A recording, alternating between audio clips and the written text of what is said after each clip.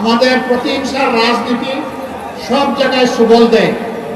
আপনাদের এইখানে একটা আন্তর্জাতিক ক্রিকেট স্টেডিয়াম ছিল যেটার নাম চান্দু স্টেডিয়াম, তাই না?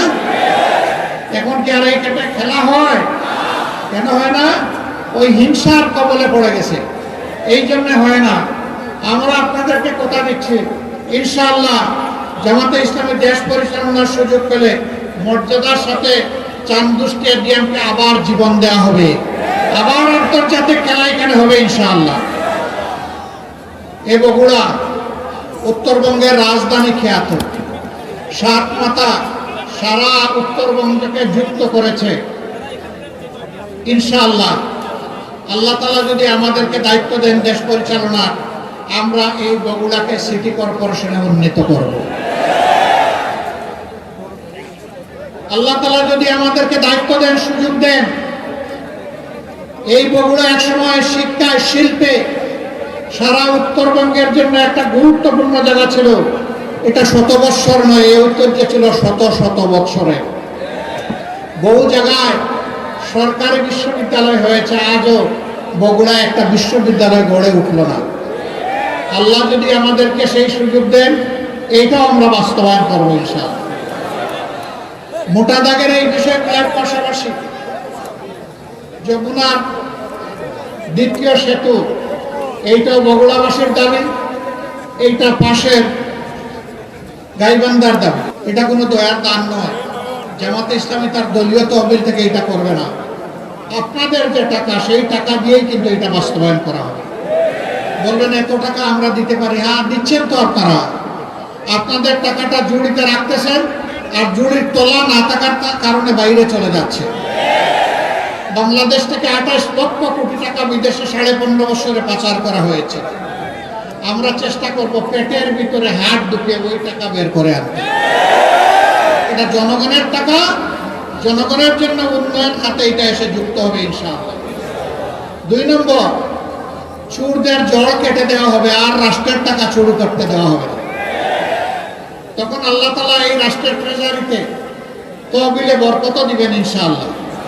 রাষ্ট্রীয় তহবিল থেকে তখন সকল অঞ্চল ইনসাফের ভিত্তিতে তাদের পাওনা পাবে ইনশাআল্লাহ তাআলা।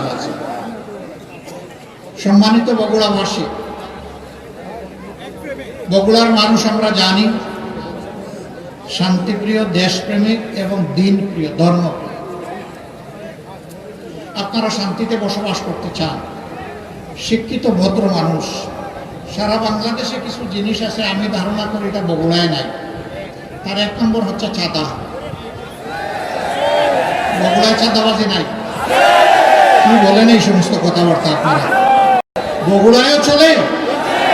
হায় রে আল্লাহ, তাইলে দেশের কোন জায়গা বাদ পড়বে? চাঁদার জ্বালায় অতিষ্ঠ জনগণ। এই চাঁদার কারণে কৃষক তার পণ্যের ন্যায্য মূল্য পায় না। এই চাঁদার কারণে ভোক্তা ন্যায্য মূল্যে সে সবজি শাক কিনতে পারে না। চাঁদাবাজরা মাঝখানে বাঘ বসায় দেয়, এর ভার পড়ে গিয়ে জনগণের ঘাড়ে।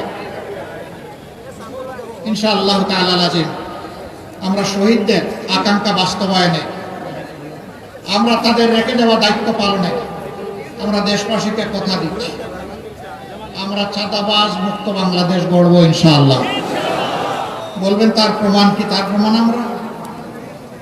আমরা এত মজলুম একটা দল, আর্থিকভাবে ক্ষতিগ্রস্ত একটা দল, এই মুদির দোকানের কাছে, রাস্তার পাশে হকারের কাছে, কোন কোন জায়গায় ফকিরের কাছে কোন চাঁদা চেয়েছে? যারা এত নির্যাতিত হওয়ার পরেও নিজেদের হাত পরিচ্ছন্ন রাখতে পেরেছে, তাদের হাতেই আগামী পরিচ্ছন্ন বাংলাদেশ গড়ে উঠবে ইনশাআল্লাহ।